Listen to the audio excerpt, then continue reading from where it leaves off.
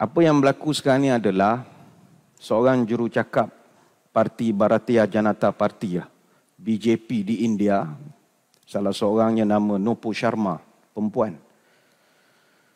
Dia berdebat dalam siaran televisyen, mungkin dalam nak menegakkan hujah, berdebat. Sebenarnya kita pun tak faham apa bahasa yang dicakap. Puas kita mencari terjemahan, transkrip dan sebagainya. Tak berapa jelas. Cuma dari pembacaan berita-berita saja, adalah dia menimbulkan isu Nabi SAW dalam kes katanya pedofilia. Pedofilia ni perkahwinan dengan kanak-kanak. Jadi sensitif. Bagaimana perkahwinan Nabi SAW dengan Aisyah radhiyallahu anha. Ini sensitif, pedofilia ini. Jadi dia mempertahankan, saya hanya bercakap apa yang ada dalam teks hadis. Berapa umur Aisyah. Memang isu ini kalau tak ditangani oleh orang yang petah dalam hujah dan juga faham tentang sejarah dan sebagainya, sudah pasti kalah lah. Dan protes ini dah pun bermula 2 minggu. Dah lama, 2 kali Jumaat dah start daripada Uttar Pradesh. Dia berlaku di Uttar Pradesh, kejadian asalnya. Karnataka, Gujarat, Delhi, sampailah ke Indonesia. Kuala Lumpur adalah sikit-sikit. Tapi orang kita tak cakna sangat lah. Tak berapa ambil tahu sangat. Jadi pertama, kita nak terangkan begini. Persoalan menghina Nabi Muhammad SAW bukan perkara baru. Dia dah berulang-ulang, bukan dalam tempoh 10 tahun, tidak. Penghinaan terhadap Nabi ini telah bermula sejak perutusan Rasulullah SAW. Baginda telah dihina, dikeji, diperlakukan dengan kejam dan macam-macam lagi. Penghinaan yang kita dengar sehari dua ini hanya rantaian daripada satu rangkaian besar penghinaan demi penghinaan. Sebab itu dalam Quran, kalau kita rujuk, penghinaan orang Arab kepada Nabi direkodkan oleh Allah satu persatu dalam Quran. Contoh, Nabi pernah dituduh sebagai penyair. Quran yang kita biasa baca dan dengar itu hanyalah rangkaian syair ciptaan Nabi kita. Dan itu penghinaan dan direkodkan dalam surah Al-Anbiya ayat yang ke-5. Nabi pernah dihina sebagai tok bomoh, dukun, pawang. Pernah. Ini direkodkan dalam surah Al-Haqqah ayat 42. Nabi pernah dihina, dituduh sebagai tukang sihir. Ini direkodkan dalam surah Az-Zariyat ayat 52. Nabi pernah dituduh gila. Gila pemikiran, gila kuasa, gila kedudukan dan bagai-bagai. Disebutkan dalam surah Al-Hijr ayat yang ke-6. Nabi pernah dihina statusnya sebagai seorang anak yatim dan orang miskin. Orang kan biasa hina anak yatim, susah, tak ada mak bapak. Orang biasa hina orang miskin. Lebih 40 apa kita selalu pandang rendah pada mereka.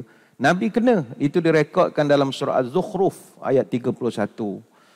Nabi pernah dihina, mengatakan, mu ni Muhammad kalau hebat sangat, tak payah makan lah. Tak payah makan, tak payah minum, tak payah bernikah. Itu Allah rekod dalam surah Al-Furqan ayat ke-7. Nabi pernah dituduh bahawa Al-Quran yang diajar kepada kita ini bukannya wahyu, tetapi sebenarnya kitab-kitab orang Nasrani. Awak elaborate saja ataupun buat new version daripada versi-versi lama. Dan itu direkodkan oleh Allah dalam surah An-Nahl ayat 103. Nabi pernah dihina.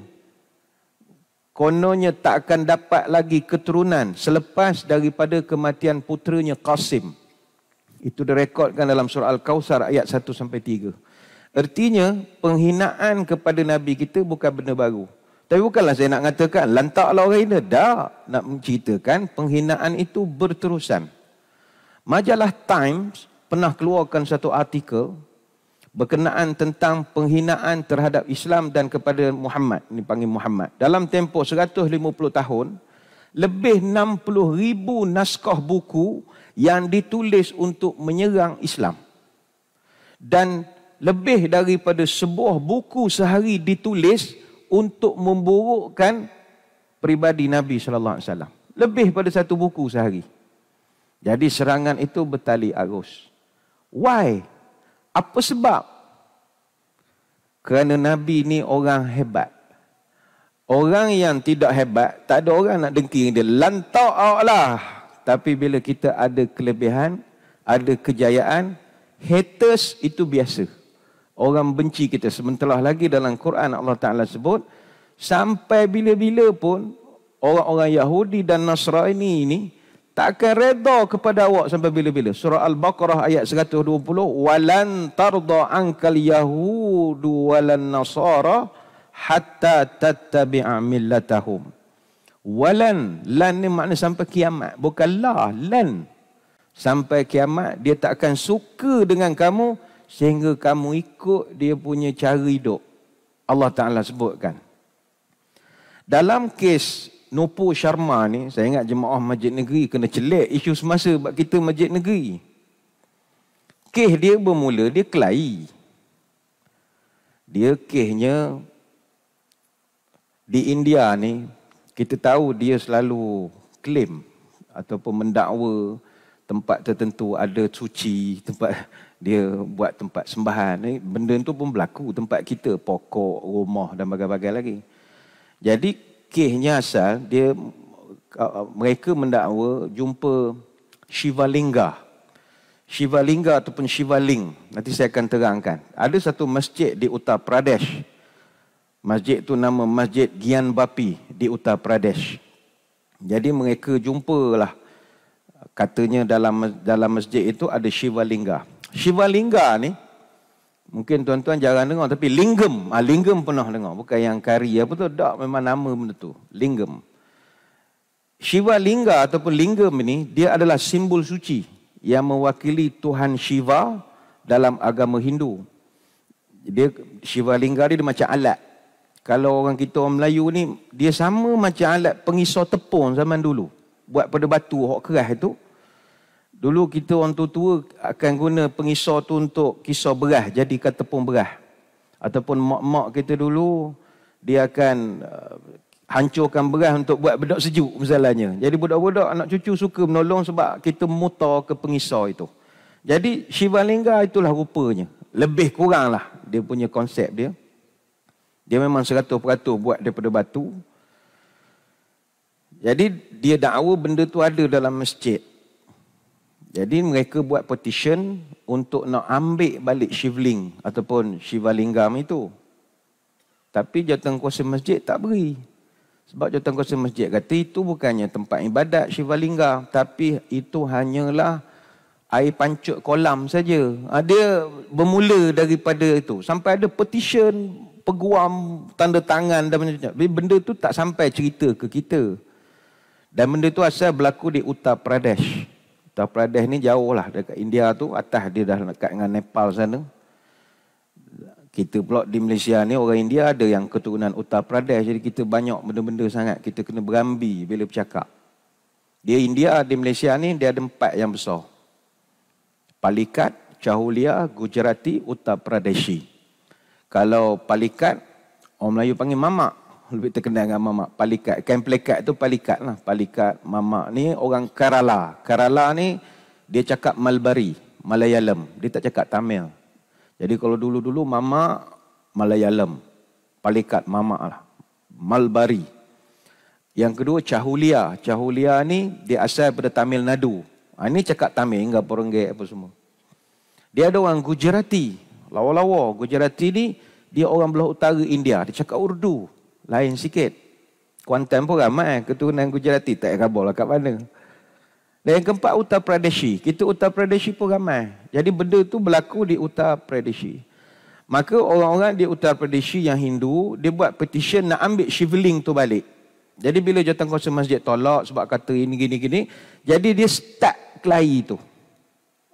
Dia berbabit-babit sampailah debat nasional dalam televisyen. Sebab kenapa kait dengan pedofilia Nabi? Sebab alat itu dia mewakili simbol. Saya pun tak berapa faham sangat agama Hindu ni. Macam simbol kemaluan laki-laki lah apa. Sebab kita beza doktrin agama. Rakan-rakan kita penganut Hindu dia ada pemahaman yang agak istimewa tentang seksual laki-laki dan perempuan. Ni suci bagi dia. Benda tu ada. Saya pun tak faham sangat. Eskatologi kau ada yang menonton kata salah, memang salah. Kau tak erti, kau bukan Hindu. Dia Kita hormatlah itu, dia lakum dinukum waliyadin. Jadi dia punya simbol-simbol suci pada anggota tubuh manusia ini. Jadi bila berbabit-babit yang itu sampai, Nabi awak kahwin dengan budak-budak tak apa pula. Dia begitulah asalnya. Sebenarnya kalau kita kaji sejarah, pertentangan antara Hindu dengan Islam di India ni dah lama. Hari itu kita dapat berita yang presiden dia buat bagai sekatan pada orang Islam. Kita pun tak nak campurlah hal-hal pentadbiran dalaman negara orang. Tapi dia macam api dalam sekam. Bara tu ada sokmo, nunggu tiup dia orang yang terbakar lah. Dulu dia orang pernah declare, kita kan ada ibadat haji ni, tak lama lagi orang nak buat haji. Kita bangga, kita ada perhimpunan terbesar umat Islam haji. Dia orang plekeh je, dia kata, kita orang penganut Hindu lagi perhimpunan lagi besar lagi ada. Memang mereka pun ada perhimpunan lebih besar di India. Dia ada satu perhimpunan dinamakan Perayaan Godavari Mahapushkaram. Godavari Mahapushkaram ini, dia sambut bulan 7, 14 dengan 25 Julai. 110 juta penganut Hindu datang. Kita lebih kurang 2 juta lepas tolak kota. 1 juta lebih lah tahun ni. 64 juta jemaah Hindu ada di Telangana, 46 juta ada di Andhra Pradesh. Dia buat ibadat. Memang jumlah ramai, tetapi sambutan itu hanyalah 12 tahun sekali. Kalau Pushkaram, dia akan sambut tahun 2027 nanti. Kalau sambutan Mahapushkaram, itu lagi 144 tahun sekali. Dia akan sambut semula pada tahun 2159. Lambat lagi, cucu kita pun meninggal agak masa itu. Dia ada pertentangan. Jadi bagaimana prinsip kita? Yang turun padang demonstrasi boikot itu masing-masing punya pendekatan lah. Masing-masing unjukkan rasa sayang pada Nabi, silakan. Hashtag itu, hashtag ini buatlah. Tapi saya melihat pertama sekali ini yang agama kita ajar. Pertama sekali kita orang Islam jangan hina agama orang. Ini Allah tak ajar begitu. Bukan Nabi tak ajar, Allah tak ajar. Dalam Quran Allah Ta'ala sebut, وَلَا تَسُبُّوا الَّذِينَ يَدْعُونَ مِن دُونِ اللَّهِ فَيَسُبُّوا اللَّهَ عَدْوًا بِغَيْرِ عِلْمٍ. Jangan kamu maki sembahan-sembahan mereka selain daripada Allah. Allah kata jangan maki. Kita lalu dekat tokong, kuil, apa juga sembahan orang, jangan caci maki, jangan hina. Macam kita duduk di Pahang ni, kita ada kuil besar. Misalnya di Maratan Devar, misalnya. Dia buat bagi umrah lah, kalau pergi situ, dia buat umrah dia di situ. Haji dia jauh tu lah, Gangga sana. Ni bukan ngejek dok cerita. Saya orang Maran. Lalu sama kalau sentuh nak sokat ke Mandar Pusat, memang ngelok ke pokok tu lah. Pokok semayang tu kita kena elok. Tapi benda tu dah zaman ayah saya tahun 50-an, 40-an dah ada dah. Tapi sebab kita, agama kita ajar kita tidak hina. Tidaklah nak balin sampah, putung rokok, tak. Ini bagus. Sebab kita berbilang kaum, berbilang bangsa. Wala tasubbu, kata Allah. Jangan menghina sembahan orang. Orang ketika lekeh sangat orang Islam. Orang hina kita, kita tak boleh hina orang. Tak. Allah Ta'ala Maha Bijaksana menyebut, kalau mu hina dia, apa jadi? Fayasubbullah adwan bi ghairi ilmin. Kalau engkau hina sembahan orang, orang akan hina aku, kata Allah Ta'ala. Orang akan hina Allah. Tuan-tuan, orang hina Nabi kita, kita dah marah. Bayangkan orang hina Allah. Lagilah kita marah. Allah ni maha sempurna. Nanti lagi kita angin lagi. Tapi kalau mu tak nak orang hina agamamu, mu jangan hina agama orang. Dan kita duduk dalam satu dunia yang bukan hanya ada orang Islam saja. Kita ada 9,900 agama di seluruh dunia. 70% manusia di dunia memeluk 5 agama paling besar. Islam, Kristian, Hindu, Buddha, Yahudi. Belum lagi agama-agama lain. Agama-agama pagan masih ada. Tengrikyo, Chaudhai, Aikwan, Mandisma, Rastasfari, Ratana. Yang Tom Cruise punya agama baru nama Scientology. Agama baru. Scientology. Zoroaster dan macam-macam lagi. Jadi Nabi kita ajar kita orang Islam, orang hina kita, kita jawab, tunjukkan kita marah. Tapi jangan hina agama dia. Itu peraturan nombor 1.